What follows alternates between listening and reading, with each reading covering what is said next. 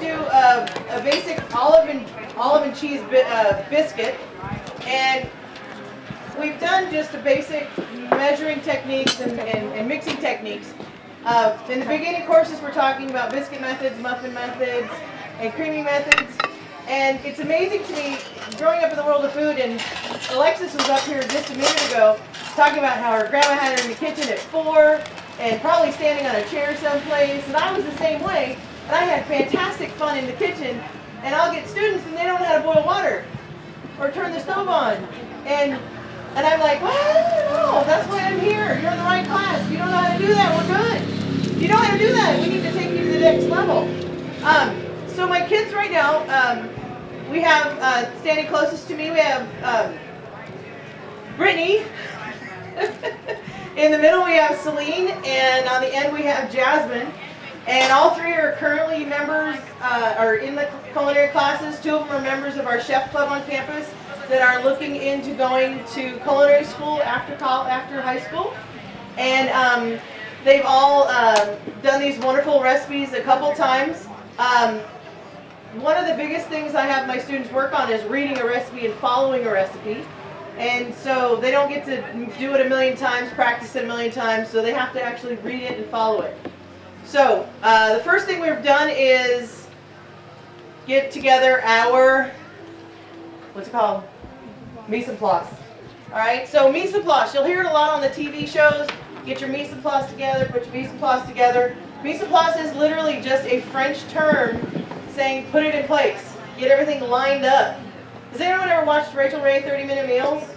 I used to call them 30 minutes, not so much. I love Rachel Ray, don't get me wrong, she has some fantastic recipes. But if I start doing her recipes, it does, and I'm a cook, I still can't do it in 30 minutes. Because you have to do all the mise en place. She has her hot pan ready to go. She's like, well, you throw in your chopped onions, you throw in your chopped this and chop that. It takes time to chop those things.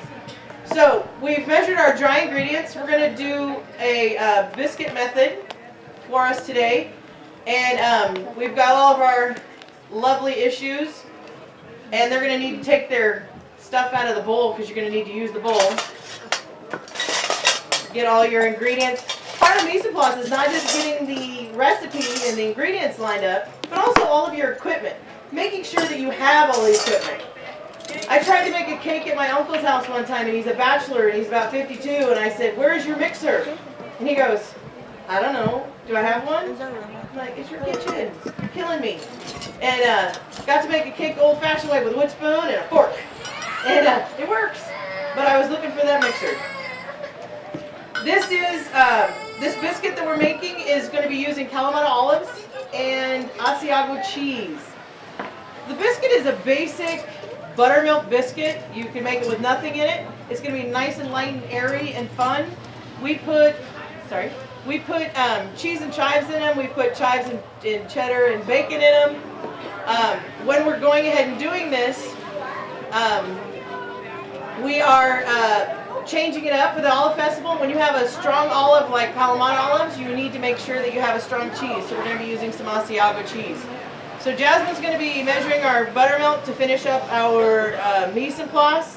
We're going to have Brittany measure our cream, put that into an empty deli cup.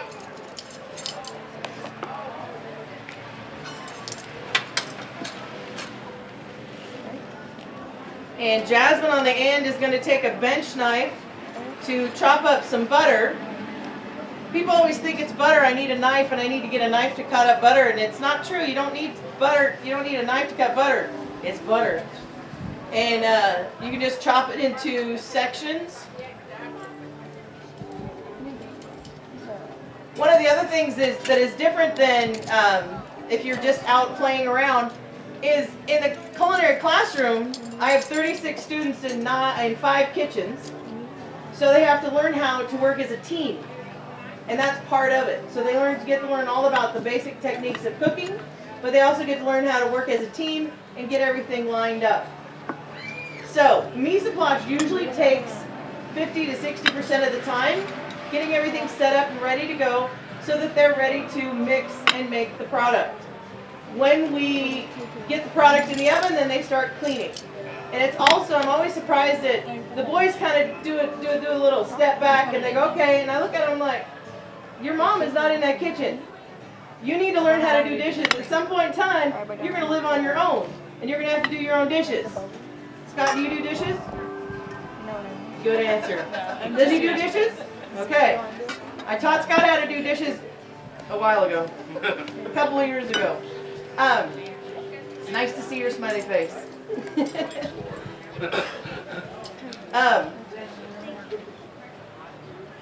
Are there any questions? We're talking about promoting the culinary classes at San Benito High School. One of the biggest questions and comments I get is, they say, what do you do for a living? And I say, well, I teach culinary arts in San Benito High School. And they go, there's still cooking classes in high school? And there are. It's one of those life skills that everybody's going to be using. Everybody likes to eat. Every day, 3 times a day, 365 days a year. All right? How we doing over there, ladies? Yeah. Your knife is over here, mix huh? the dry ingredients. Start mixing the dry ingredients. What do you say? Sharp. Thank you. So, knife safety is another thing that we use. Jasmine's going to be chopping up our olives now. And on the very end, we're going to have, Celine is chopping the olives. Jasmine is going to start mixing together our dry ingredients so that they are combined correctly. Chopping the olives is part of your mise en place because you want to have every single thing ready. She's going to slice them in half and then do what we call a rock and chop.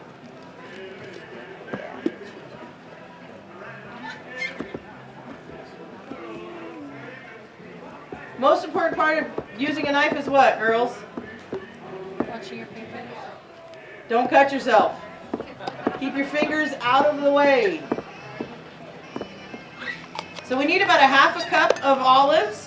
And you can use any kind of olive you like. If you don't like Kalamata olives, you can use garlic olives. A friend of mine used garlic stuffed olives, put garlic and olive into the biscuit. It was fantastic.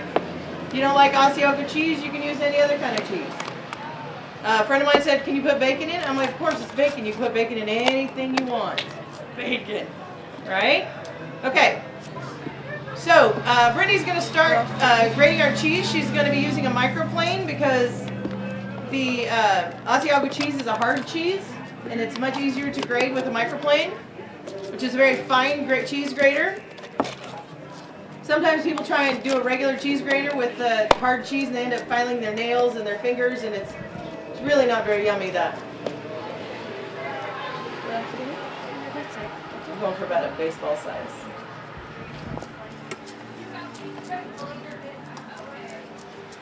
So San Benito High School, currently we have 2 levels of culinary. Our basic level is called our consumer foods class, and we talk all about measuring and nutrition and shopping and do very basic skills like learning how to saute, fold, mix, blend. Our advanced class is a little bit more into the restaurant and careers, and we talk about schools, where they can go to school. We talk about feeding crowds and catering events. And it's usually a little bit more filled with students that actually want to go on to culinary school. Okay. How are we doing, ladies? Good. Good? I think that's good, Britt. How you doing over there, Celine? Good.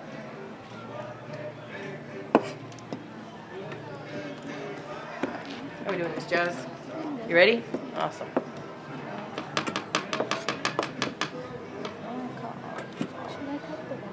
Butter's already cut. So. Yep.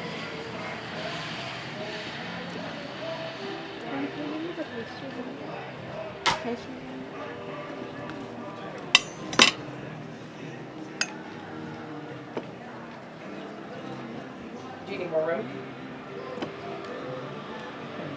Oh, put it all in. It all goes in. Okay, so in order to help the butter get a little bit more evenly distributed, we're going to cut the butter in. And one of the things about butter, why don't you grab 2 of those pieces and stick them together, see if they stick together. Will they stick together?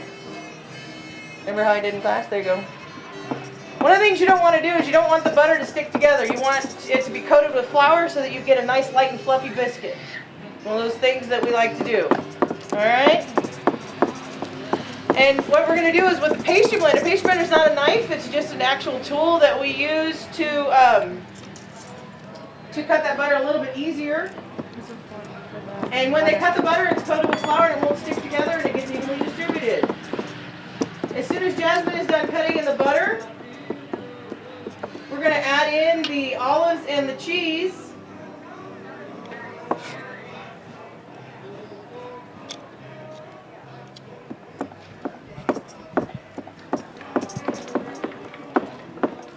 Does anybody have any questions? Yes, sir. The butter does have to be cold.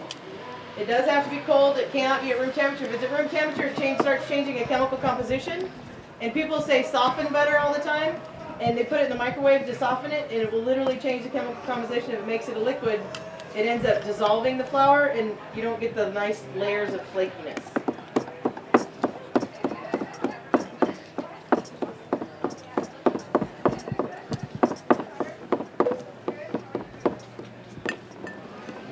How you doing, Jed? Celine? Good. Good? I think it looks good, right?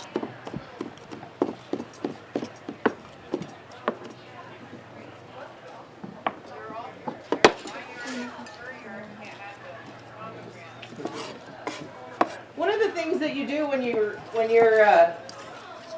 making cheese and you're doing an Asiago cheese or a hard cheese, and it's nice and light and fluffy, you don't want to shove it into a measuring cup to try and measure it, because when you pinch it and you start pushing it down, it starts becoming a solid again.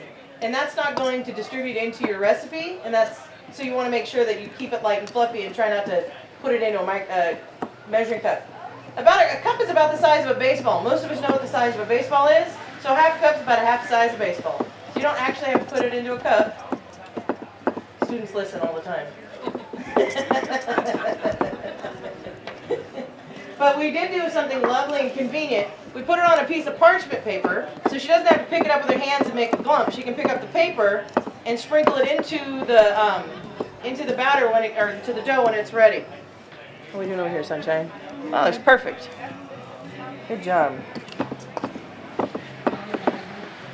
Go ahead and clean that off, and then we're ready to do that. Those are chopped within an inch of their lives. Good job. Okay. Got it? Yep. She's got the butter already in there. She's done it. That's it. Okay, so we're ready to mix it together. Who's got the fork? All right. Okay, so we're ready to mix in our olives and our cheese. So bench knife.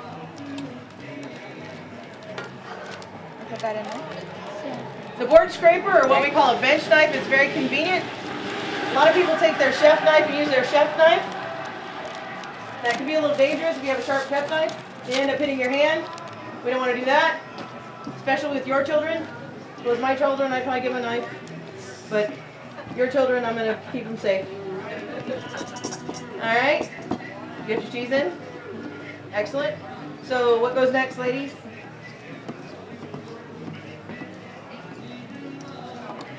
Buttermilk. All right. Or just pour it in there. Yeah. Grab the chef and finish that up.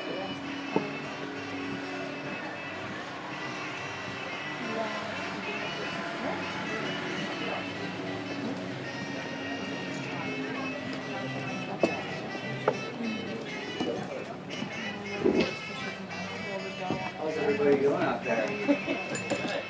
So we're really excited. Jasmine, We're really you're gonna roll the excited dough, right? to have San Benito High School here. So we were gonna So what we're trying to do in this area is we're trying to promote, gourmet, fresh, healthy eating in the youth, right? That's where it starts. Exactly. So how do we do that within the class? How do we start them flour for you. off the right way? Well, getting the basics first is always a good thing. We're really lucky because we live in the state of California. Everything is usually fresh and available at all times. I'm lucky at San Benito High School. Dr. Foster is one of our science teachers, Right. and she owns she and her family own an organic farm. And she always comes in. She goes, "We have some apples." I'm like, "I'll take them." And then I show the kids, "Okay, look, this is what we're gonna do with apples. Hey, we've got some of these. You can use that?" I'm like, "Uh-huh, you can use that." Even if we're in the middle of the cake decoration, I'm taking it. So it's basically we're kind of going off the bounty Yes, of the yes. area, what's available. Exactly. You know, I mean, well, yeah, we can get tomatoes any time of the year at the store, but you know, learning how to take advantage of them while they're there, how to preserve them, how to use them up quickly. Now that's Pinnacle Produce, right? Yes. Well, I did mention it on this last one, so we have tons of produce donated by both Swank Farms and Pinnacle Produce, and so we definitely are going to send you off for the cooking class with as much produce you can get your hands on today. Fill your pockets, girls. Fill your pockets. Fill your pockets. And your purses. And the bags. Yeah. So, you know, a big shout out and thank you to Pinnacle Produce and how are our biscuits doing? They're doing great. They're shaping them. They're forming them right now. One of the key elements of the biscuit making is not to overwork it.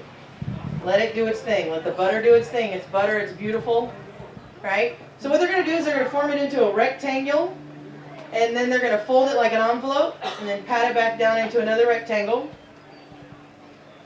And then we learned that there was a lot of waste when we used a biscuit cutter, where you had all the little extra bits and pieces, and then when you re-knead it and when you rework it, you actually work the protein or the gluten, and you make it tougher. And so in order to make them all fluffy and all wonderful, the kids came up with the idea like, well, why can't we make a square biscuit? And I'm like, well, you can. And I said, you're very advanced, and they're very good. You got to think outside the cookie cutter. You got to think outside the cookie cutter. Sometimes thinking outside the box creates a box. Yeah, good point.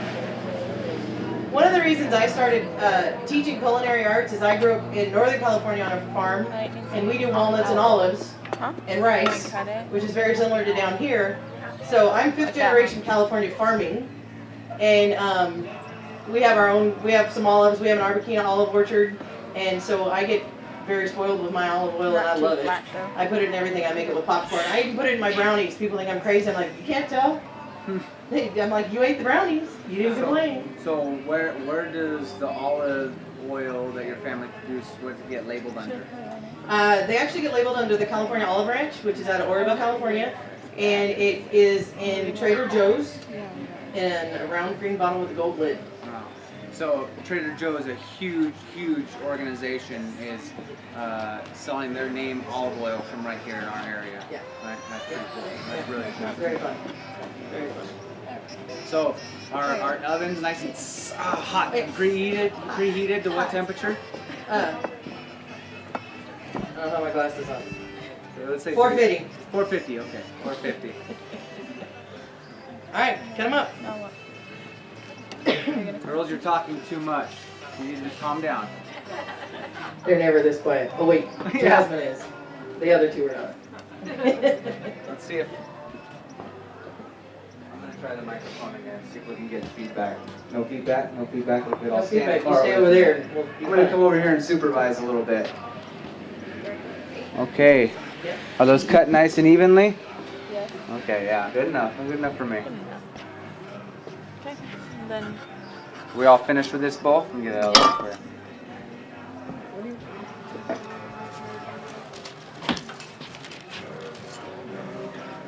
So who out of the three is going to be a master chef when they grow up? I don't know. No? Just lawyers and doctors, This huh? plate. I guess. Thank you.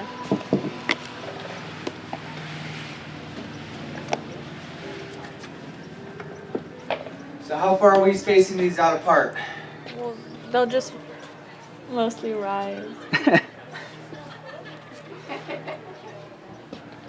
Yeah. You can help me from that. Any questions or curiosities? Sure, put that one in. Do they get to sample? Do we have Sure. Sure, why not? Any questions in the audience? I'll bring the microphone around. Yeah, here we go.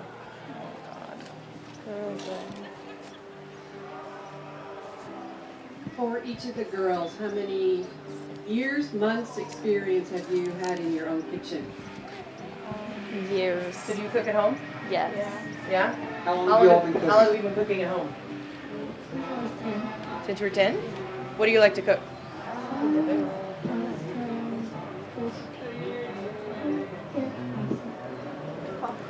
What? Pasta. Pasta? Yeah. Plain pasta with butter? I don't know. Do you see that? Yeah. Get the microphone out of my face, I'm scared. What about you, Britt? Do you cook at home? Mostly baking. Baking? What do you like to bake? Cakes and brownies. Yeah? Yeah, baking. Baking? Yeah, baking. Yeah, baking. Alright. Cupcakes. There you go, good job. And voila. Now I have a question, Jeff. Yes, sir. Now your classes, are they basic and advanced, or how do they go? First year is basic, and then the second year is more advanced. And it's considered the restaurant class. The whole point is the take the plastic off because it's not supposed to come out of the oven with plastic on it. Good job. Wow, your hands are really tough if that hot. I know, she's hot. No- She's no just gloves. Teflon hands, this one's got.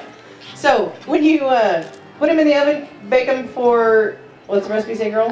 14 to 16 minutes. About 14 to 16 minutes. And you always choose the lower temperature. Why? Because you can always cook them more. I repeat myself. They listen to me so well in class. It's amazing. You always want to set it on the shortest amount of temperature because you can always cook it some longer. You can't unburn it. Once you burn it, it's done. You got to toss it. You can always cook it a little bit longer. All right? And these are our biscuits. These are my lovely ladies. If you have any questions, thank you very much. Thank you very much, Chef.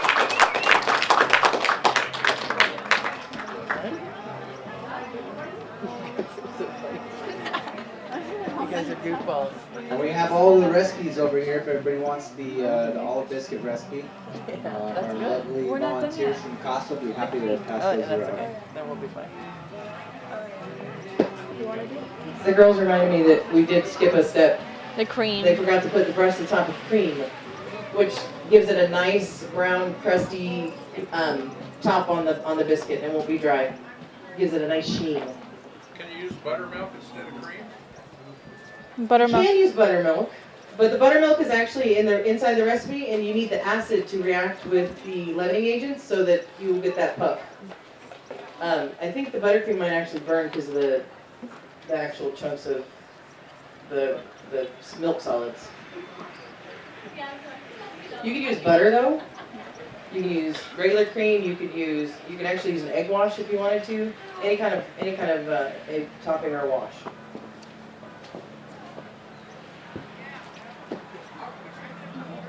Thank you very much. All right. Last time, SDHS, go Baylors.